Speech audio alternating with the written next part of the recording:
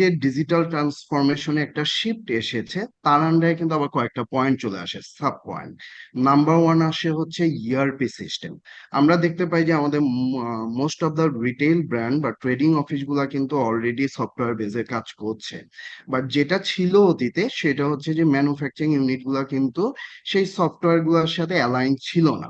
But নাওয়া days আমাদের most of the composite unit বা বড় গ্রুপগুলো কিন্তু তারাও সফটওয়্যার ইমপ্লিমেন্ট করেছে। এবং যদি বলি এমএমএস অথবা ফাস্ট ট্র্যাক অর স্যাপ, বিভিন্ন ধরনের সফটওয়্যার বেজে তারা কাজ করছে।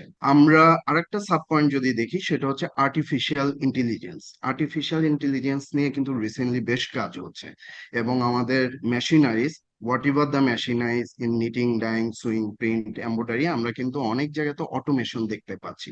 সো এই রিসেন্ট অটোমেশন বা আর্টিফিশিয়াল ইন্টেলিজেন্সের সাথে আমরা কতটুকু পরিচিত, আমরা সেটাকে কতটুকু লার্ন করছি এবং সেটাকে ডেলিভার করছি, that's a question. Number three যদি সাব পয়েন্ট বলি ডিজিটাল ট্রান্সফরমেশনের আন্ডারে, সেটা আসে হচ্ছে যে আমাদের 3D ফিটিং অথবা ভার্চুয়াল স্যাম্পলিং। আমরা কিন্তু ইউরোপিয়ান রেগুলেশনে দেখতে পাই যে 2026 এর মধ্যে মেনি অফ দ্য কান্ট্রিজ তারা কিন্তু ফিজিক্যাল স্যাম্পল নেবে না। সো এই স্যাম্পলিং এর রিপ্লেসমেন্ট কি, সেটা হচ্ছে ভার্চুয়াল স্যাম্পলিং।